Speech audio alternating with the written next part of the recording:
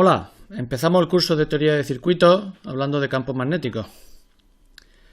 Bien, los campos magnéticos representan un concepto que seguro que todos conocéis de primero, pero bueno, me gustaría repasar a través del siguiente vídeo en YouTube pues cosas bastante interesantes. Si os fijáis, la idea de campo magnético va ligado al concepto de carga eléctrica. Concretamente, cargas eléctricas que están en movimiento. Solo cargas eléctricas que están en movimiento pueden generar campos magnéticos, tal y como estáis viendo en esta visualización, donde una carga se mueve y aparece como un efecto. Este efecto, bueno, se nota en el espacio de alrededor. Solamente, como digo, se va a producir debido a carga eléctrica en movimiento y a su vez generan un efecto que se siente en otras cargas eléctricas que también pasen por allí. Si os fijáis detenidamente en esta animación, aparece una carga eléctrica y por el mero hecho de existir un campo magnético, esa carga sufre una fuerza y es desviada. Cambia su trayectoria completamente. Fijaros, una carga en movimiento, en este caso un movimiento circular, produce un campo magnético, que es el visualizado en el vídeo, aunque también la puedo producir, por ejemplo, con una carga que está quieta pero que gira. O sea que o bien un movimiento lineal o bien un giro me va a producir un campo magnético. Esto del giro de la carga, recordad, se conoce como el spin. Esto del spin y de las partículas que giran, ya sabéis, tenéis que tomarlo como una aproximación macroscópica, ¿vale? Porque desde el punto de vista cuántico realmente no hay nada que gire y que haga este tipo de cosas. De todas formas, muchos spines de electrones en un mismo lugar y alineados, pues son los que dan lugar a la configuración de un imán natural, con su polo norte, su polo sur y sus líneas de fuerza saliendo del polo norte al polo sur. Muy bien, ahora a modo de repaso, recordad que todos los fenómenos magnéticos se rigen a través de las leyes de Maxwell.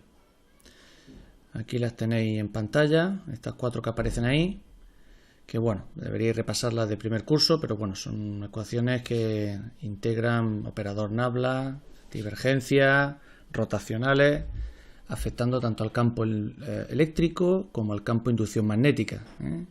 Fijaros, variaciones temporales, densidad de carga eléctrica, velocidad del oro al cuadrado, etc. Así que las ponemos por ahí, apartaditas, para tenerlas siempre presentes.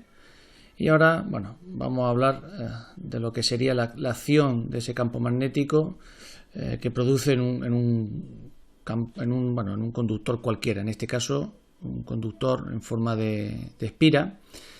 Y bueno, vamos a comprobar cómo ese campo magnético va a producir una serie de fuerzas en ese conductor. Y también vamos a ver cómo es posible generar tensiones con estos campos magnéticos.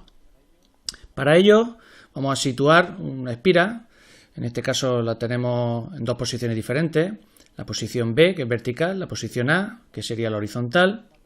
Vamos a permitir que esta espira pueda girar, esto lo veremos más adelante, pero lo interesante es que esta espira está en el seno de un campo magnético, tal y como estoy indicando con la flechita esta. La flecha indica que el campo va hacia arriba. Cuando nos encontramos el caso A, la espira la tenemos en posición horizontal. Resulta que se verifica que el campo magnético puede atravesar esa espira a través de esas líneas que estoy marcando, atraviesan la espira y se va a circunscribir a lo que es la sección efectiva de esa espira. Pues la espira puede ser circular, puede ser rectangular, pero bueno, el campo se circunscribe ahí.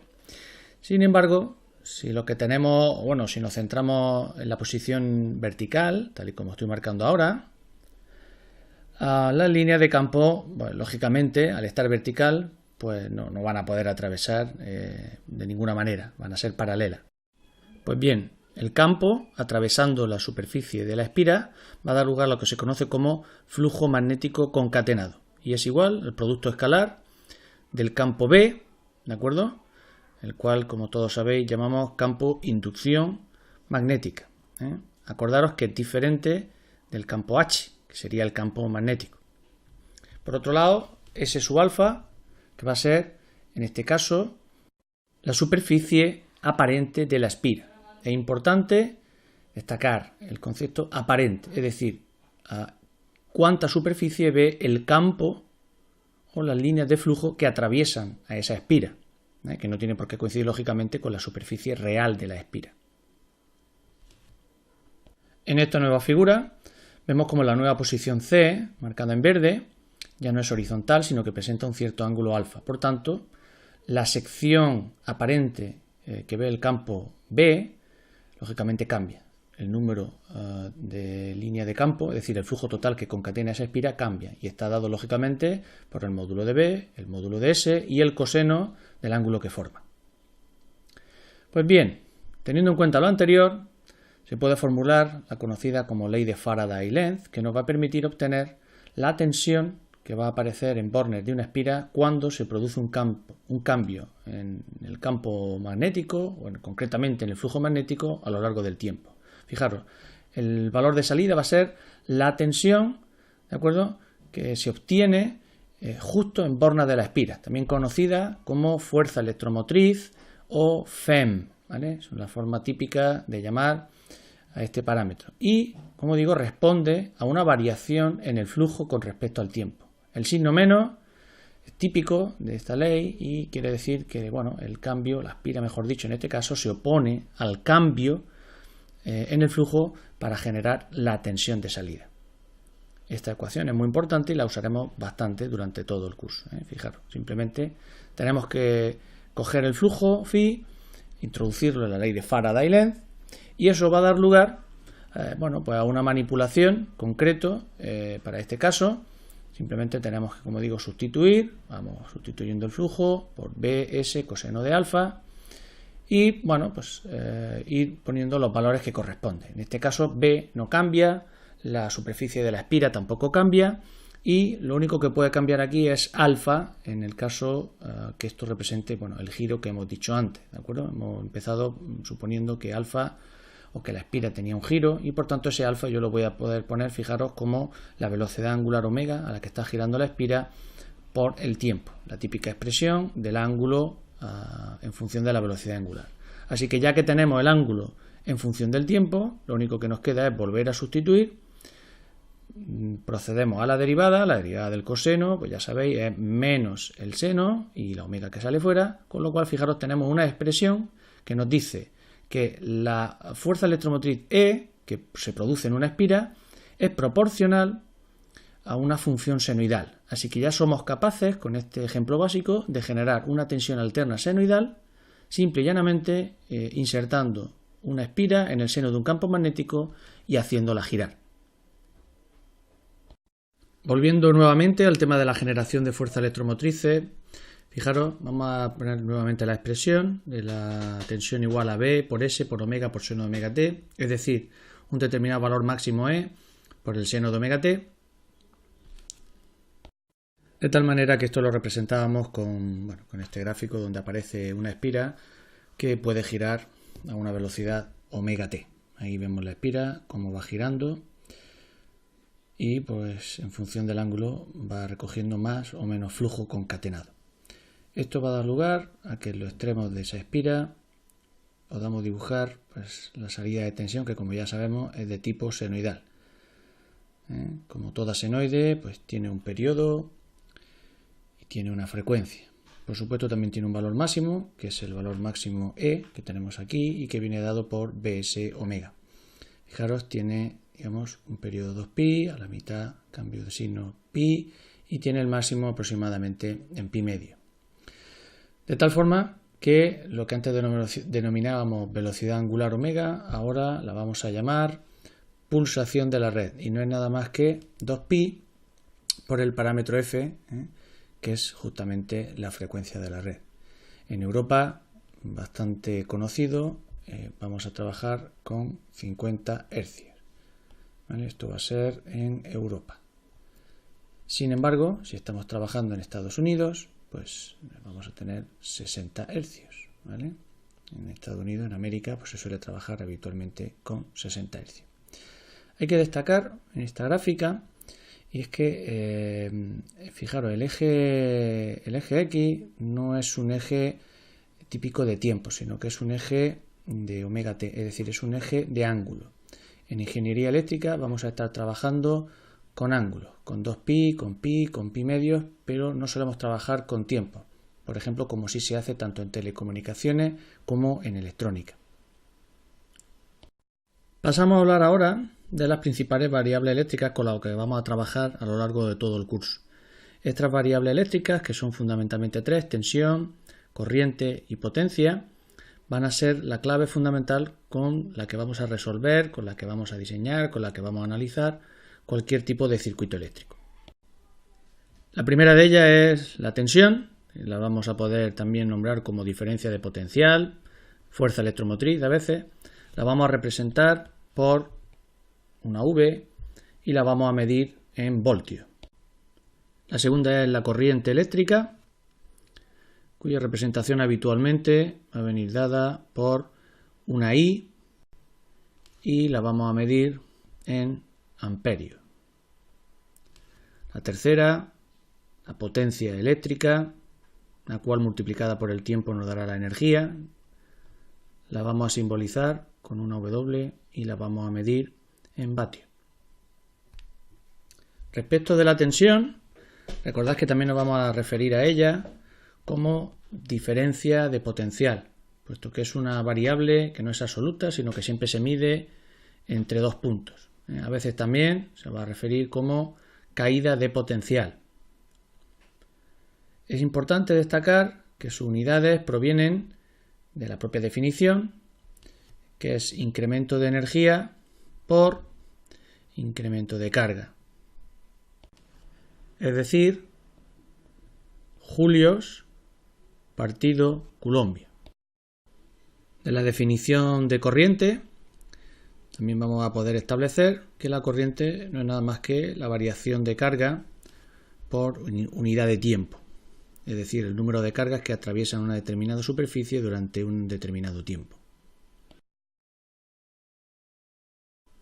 Finalmente, la potencia va a ser el producto de tensión por corriente y por tanto eso va a tener unas unidades de voltio por amperio, es decir, vatio.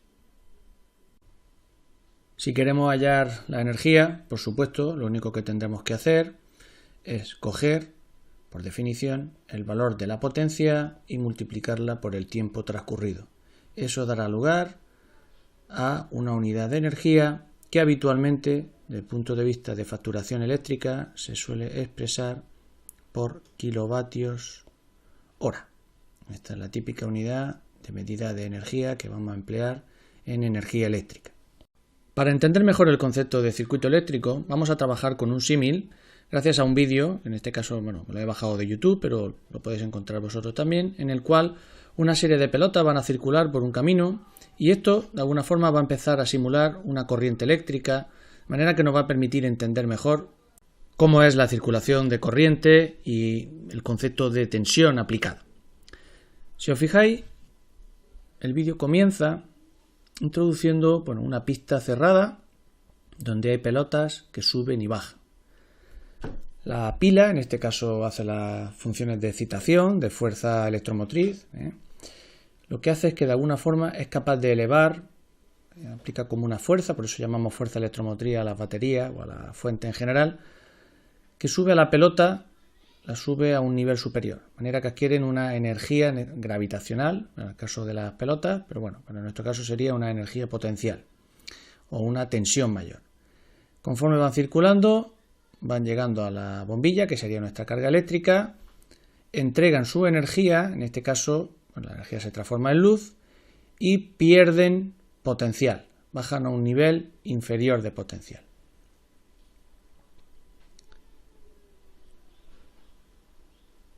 Tal y como se aprecia en la animación, las bolas que están a una mayor cota pues tienen una mayor energía potencial gravitacional.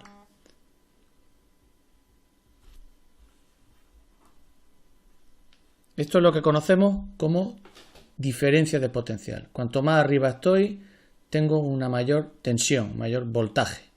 Y conforme paso a través de la bombilla, pierdo esa tensión, pierdo ese voltaje.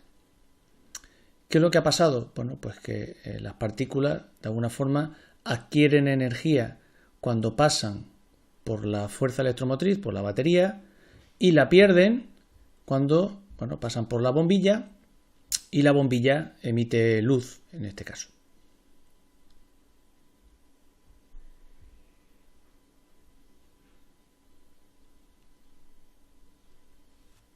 Aquí tenemos un detalle de cómo las pelotas, cuando pasan por la batería, ganan energía potencial, es decir, adquieren una mayor tensión y por tanto son más energéticas. En el caso de que el circuito siga funcionando durante un tiempo determinado, lógicamente la batería llegará a un momento en el que agotará su energía y por tanto ya no podrá transmitir más energía a las pelotas y la diferencia de potencial terminará cayendo.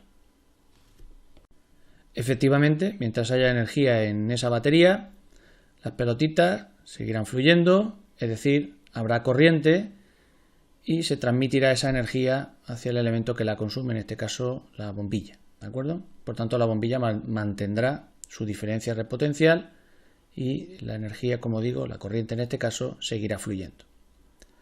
¿Qué pasa si lo que tenemos son varias baterías, varias fuerzas electromotrices en paralelo? Bueno, pues como aparece en la animación, lo que tenemos son más pelotitas energéticas, más capacidad de enviar energía a la bombilla. Por tanto, vamos a tener el circuito durante más tiempo funcionando, porque la bombilla va a emitir la luz, pero tiene una mayor disponibilidad de pelotitas, tiene una mayor disponibilidad energética y por tanto permite que circule durante más tiempo.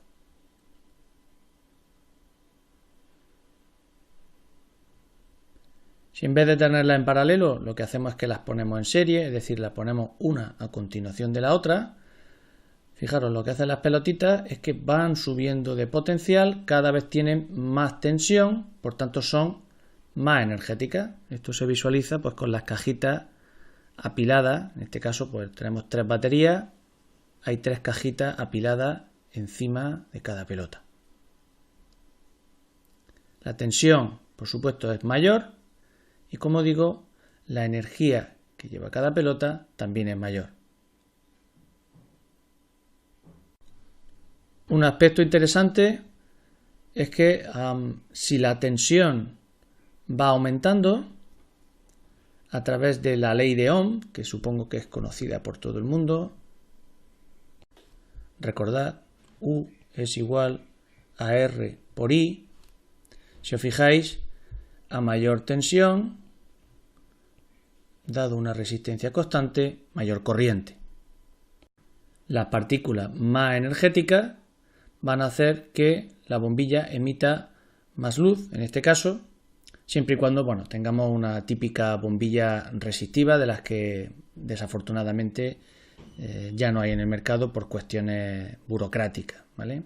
Hoy en día lo que tenemos son bombillas LED y el principio de funcionamiento es diferente. Pero, en principio nos valdría para cualquier carga que presente una resistencia determinada.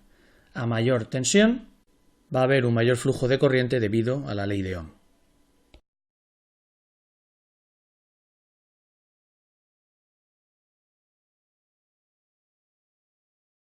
Recordad que, esto no deja de ser un símil y como tal símil tiene sus limitaciones. Ayuda a entender el proceso de funcionamiento de un circuito eléctrico, pero no refleja la realidad. Todo esto lo iremos viendo en detalle a lo largo del curso. Hablaremos exactamente de qué es lo que sucede en un circuito eléctrico, qué pasa con las cargas positivas, qué pasa con las cargas negativas, con los electrones, y lo intentaremos ver desde un punto de vista más matemático para que quede claro. Pasamos a hablar ahora de conceptos algo más avanzados en circuitos eléctricos que nos van a permitir entender mejor lo que en realidad pasa en un circuito eléctrico, ¿vale? Circuito como el que os estoy dibujando ahora mismo aquí, compuesto por una fuente de tensión, por una resistencia y del cual vamos a decir que hay una circulación de corriente, ¿vale? Estos electrones que hay aquí se van a ir moviendo hasta llegar al polo positivo, ¿de acuerdo? La circulación de corriente siempre va a seguir esta dinámica, electrones moviéndose del negativo al positivo. Este es el convenio que se suele trabajar en ingeniería eléctrica y que de alguna forma nosotros vamos a usar durante todo el curso. Electrones moviéndose por el cable y bueno, pues todo el mundo tiene la creencia de que lo hacen a la velocidad de la luz, ¿vale? Va muy rápido, es instantáneo. ¿Esto qué pasa? Pues que es rotundamente falso. Los electrones no circulan por los conductores eléctricos de las líneas a ninguna velocidad de la luz, ¿de acuerdo? Porque si tenéis en cuenta la famosa ecuación de la relatividad de Einstein, E igual a mc cuadrado, donde c es la velocidad de la luz al cuadrado, a poquito que algo tenga masa, la energía para llevarlo a esa velocidad es enorme, ¿de acuerdo? Y los electrones tienen poca masa, ¿vale? Pero tienen.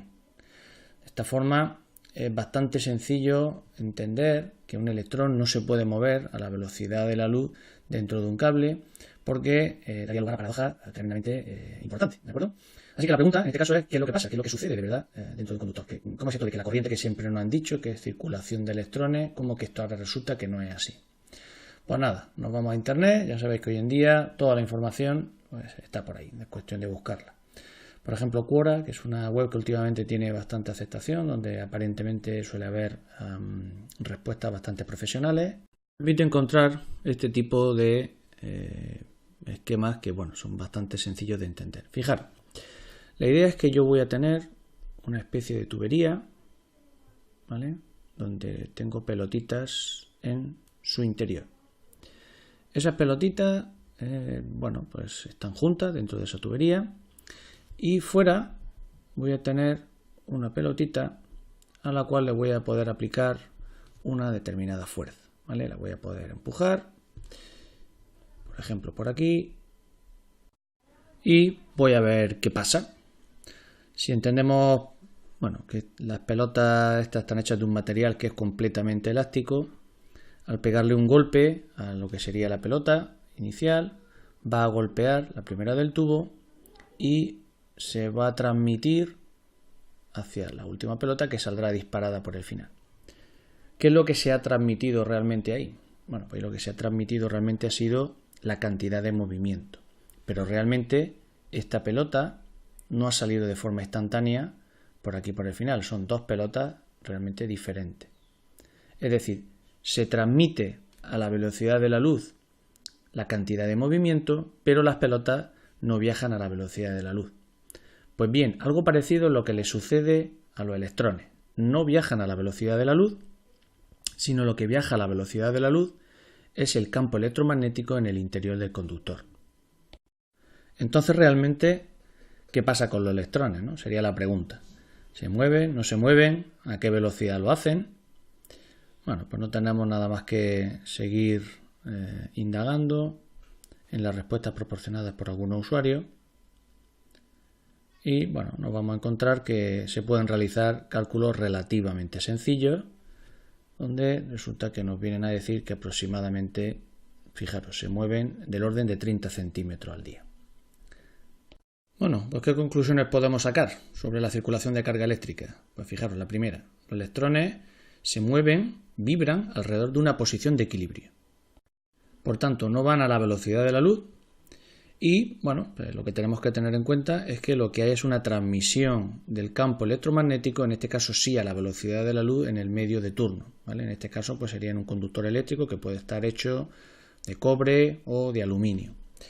Para más información se puede consultar este enlace que os pongo aquí de la Universidad de Salamanca.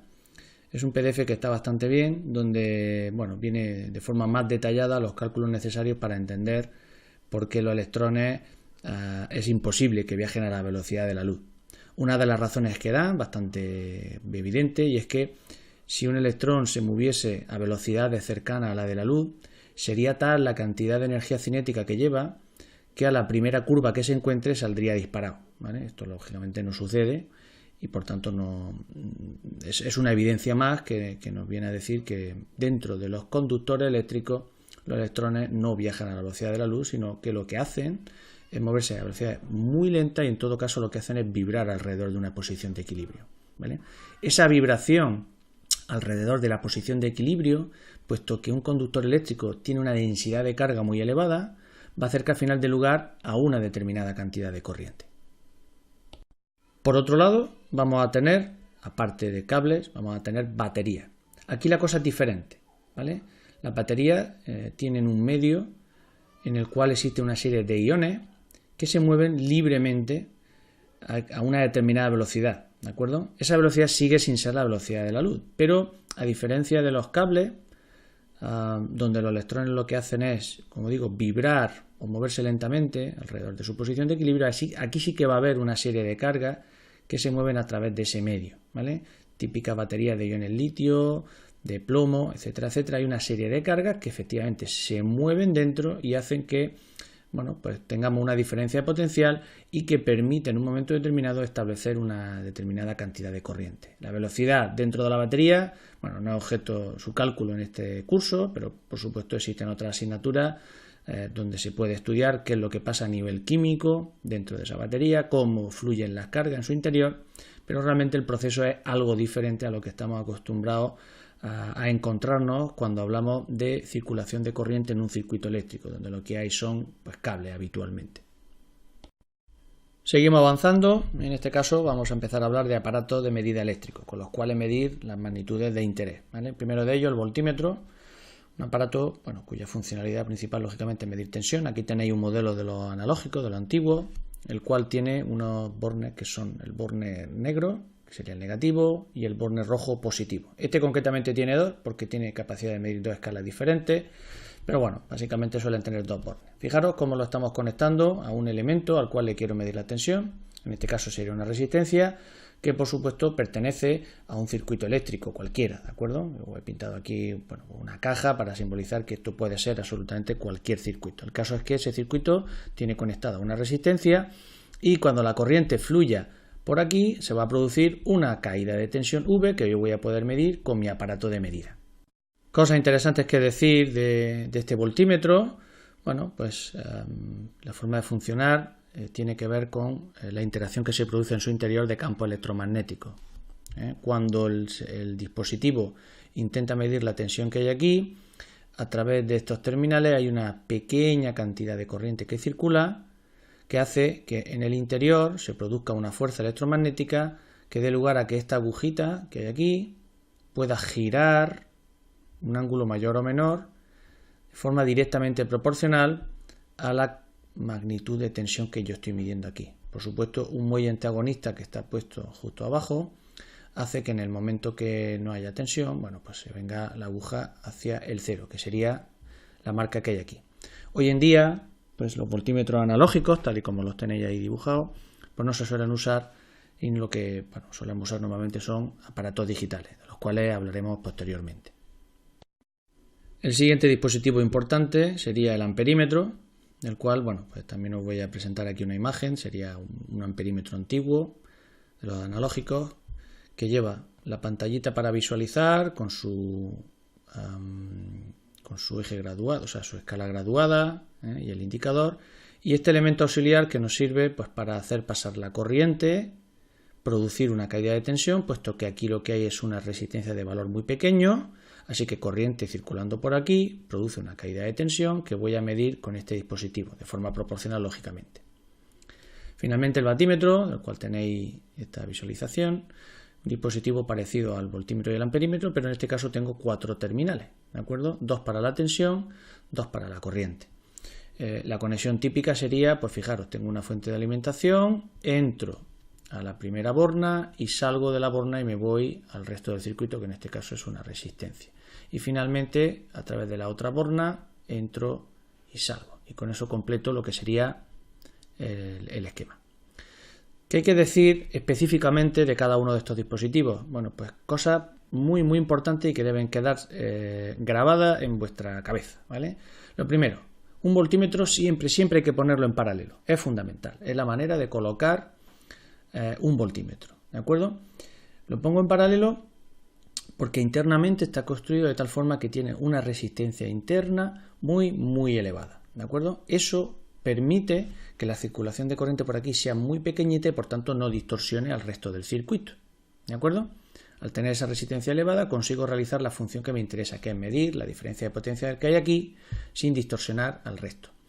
¿Qué pasa si me equivoco y lo pongo en serie? ¿Vale? Bueno, pues lo único que voy a hacer es que, puesto que tengo una resistencia muy grande, voy a interrumpir el circuito, pero poco más, no voy a causar mucho más daño, es decir, estaré midiendo algo que no es. Por contra, un amperímetro es más problemático, es un dispositivo que es más peligroso.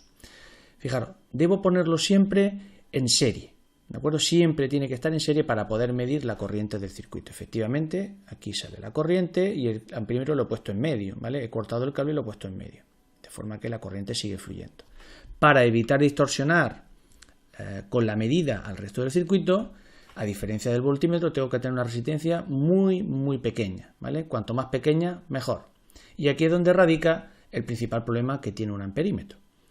Que si yo, en vez de ponerlo en serie, lo coloco en paralelo con el resto del circuito, hay una posibilidad de que produzca un cortocircuito al resto del sistema. Y un cortocircuito habitualmente siempre va a ser peligroso y hay que evitarlo en la medida de lo posible. Esto, bueno, ya hablaremos de cómo evitarlo. Finalmente, el batímetro, que tiene 4 terminales, como he dicho anteriormente, está compuesto por un lado, una bobina voltimétrica, el circuito de tensión, y por otro lado, por una bobina amperimétrica, lo que sería el circuito de corriente. Internamente, el dispositivo está construido para hacer el producto entre la tensión y la corriente, como no podía ser de otra manera. La interacción de los campos electromagnéticos que provoca el circuito de tensión y el circuito de corriente me va a permitir obtener la potencia, en este caso potencia activa, que voy a medir en vatios y que habitualmente voy a obtener como el valor medio de la señal U por I, ¿de acuerdo? Esto lo voy a llamar P mayúscula. Finalmente, vamos a hablar de otro dispositivo también muy usado en ingeniería eléctrica y que nos van a aportar medidas concretas. Para empezar, por ejemplo, vamos a hablar de este que tenemos aquí, que es el ómetro, ¿vale? El ómetro es un dispositivo que lo vamos a usar exclusivamente para medir resistencia eléctrica y solo resistencia eléctrica, no sirve para medir nada más, ¿de acuerdo? Es importante tenerlo claro porque hay gente que piensa que puede medir pues, autoinducciones de bobina o capacidad de condensador y no es así, ¿vale? Se basa en la ley de Ohm, tan sencillo como medir tensión, medir corriente y el cociente es la resistencia, tan fácil como eso. Por otro lado, otro dispositivo también muy usado, que es el contador de energía eléctrica, cuyo esquema es exactamente igual que el de un batímetro, pero lo único que hace es medir esa potencia y acumularla a lo largo del tiempo, ¿vale? Acordaros que se mide en kilovatios hora y el producto P igual a U por I y multiplica por el tiempo. Finalmente, un dispositivo avanzado que es el osciloscopio, digamos el dispositivo más avanzado que podemos tener, que nos permite medir directamente formas de onda, tanto de tensión como de corriente. Y esto es vital para poder conocer de primera mano cómo es un circuito y cómo son los sistemas, las señales que circulan o que tiene aplicada, ¿de acuerdo? Así que el osciloscopio lo vamos a usar como elemento principal cuando queramos diagnosticar o cuando queramos ver de manera fidedigna cuál es el tipo de forma de onda que tenemos en un circuito eléctrico. El resto de elementos, como el batímetro, el amperímetro, el ómetro, pues nos dan valores que no son exactamente la representación temporal, no es la forma de onda, sino que son valores agregados o valores calculados, como puede ser el valor eficaz o la potencia activa, que como he dicho antes, por ejemplo, es un valor medio, no es un valor instantáneo. El osciloscopio, sin embargo, sí que nos va a dar valores instantáneos.